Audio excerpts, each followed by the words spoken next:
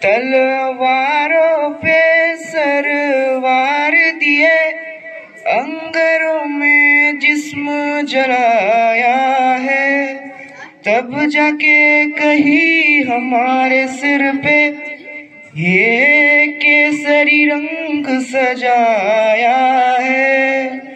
ए मेरी ज़मी अफसोस नहीं जो तेरे लिए सो दर्द सहे, महफूज रहे तेरी आन सता चाहे जान मेरी रहे न रहे।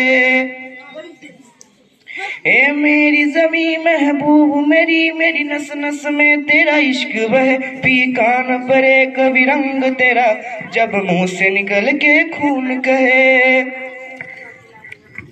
तेरी मिट्टी में मिल जावा गुल बन के, मैं खिल जावा इतनी सी है दिल की आरज़ू। तेरी नदियों में बह जावा, तेरी खेतों में लहरावा इतनी सी है दिल की आरज़ू।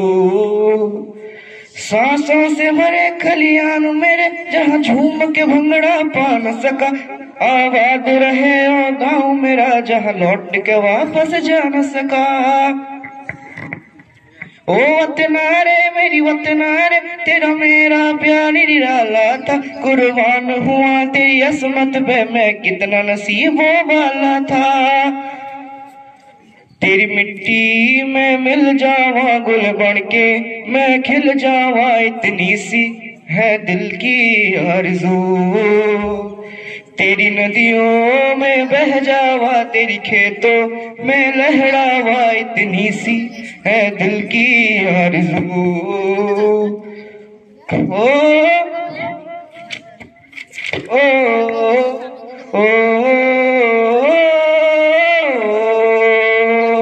ओ हीर मेरी तू हंसती रहे, तेरी आंख घड़ी भर नम ना हो, मैं मरता था जिस मुखड़े पे कभी उसका उजाला कम ना हो। ओ माही मेरी क्या फिक्र तुझे, क्यों आंख से दरिया बहता है, तू कहती थी तेरा चांद हूँ मैं और चांद हमेशा रहता है। तेरी मिट्टी में मिल जावा गुल बन के, मैं खिल जावा इतनी सी है दिल की आरज़ू। तेरी नदियों में बह जावा, तेरी खेतों में लहरावा इतनी सी है दिल की आरज़ू।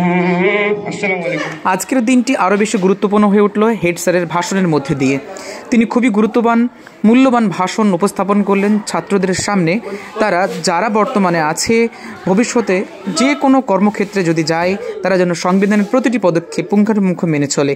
তো চলুন মূল্যবান ভাষণটি একটু শুনে নেই আমরা সকলে। আমার দাদাদের তাৎক্ষণিক বক্তব্যের মাধ্যম দিয়ে আমরা জানতে পেরেছি এবং আমরা আগে থেকে অবগত আছি যে আজকে ৭৬তম অর্থাৎ ৭৫ বছর অতিক্রান্ত করে ৭৬ বছরে আমরা পদার্পণ করছি। কিসের না, আমাদের এই সুবৃহৎ ভারতবর্ষেও কিভাবে পরিচালিত হবে তার জন্য যে সংবিধান রচিত হয়েছিল ডক্টর বি.আর. আম্বেদকরের নেতৃত্বে, তার আজ ৭৬তম দিবস। আমরা প্রত্যেকেই জানি যে সারা ভারতবর্ষব্যাপী বিভিন্ন ক্লাব, সংগঠন, স্কুল, সভা সমিতিতে সেই বীর শহীদদের আত্মত্যাগ এবং বলিদানের ফসল আমরা পেয়েছি এবং তিনাদেরকে শ্রদ্ধা নিবেদনের উদ্দেশ্যে আমরা প্রতি বছর আজকের দিনটা যেমন বাঙালিদের কাছে 12 মাসে 13 পার্বণ, তেমনি ভাবে আমাদের ভারতবর্ষ একটা দেশ, সেই দেশটিকে স্বাধীনতা যারা দিয়েছিলেন তেমনি ভাবে 15ই আগস্ট এবং 26শে জানুয়ারি প্রজাতন্ত্র দিবস হিসাবে আমরা পালন করে থাকি।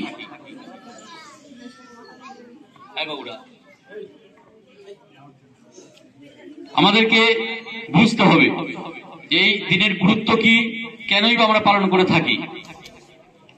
তোমরা ছোট, তোমাদের ভাষায় বলতে গেলে আমাকে বলতে হয় এই আলামিন মিশন যেমন একটা প্রতিষ্ঠান, সেই প্রতিষ্ঠানকে পরিচালনা করার জন্য একটা ম্যানুয়াল আছে।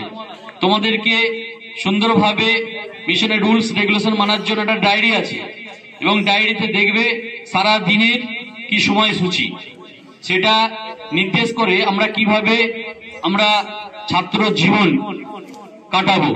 তেমনি ভাবে আমরা প্রত্যেককেই ভারতীয়, সেই ভারতীয় হিসাবে এই দেশে বসবাস করার জন্য, রাজনীতির জন্য, যে কোনো ধর্মীয় জন্য, যে কোনো ব্যবসা বাণিজ্যের ক্ষেত্রে কি নিয়ম শৃঙ্খলা মানব, সেই পুস্তকটার নাম হচ্ছে আমাদের সংবিধান।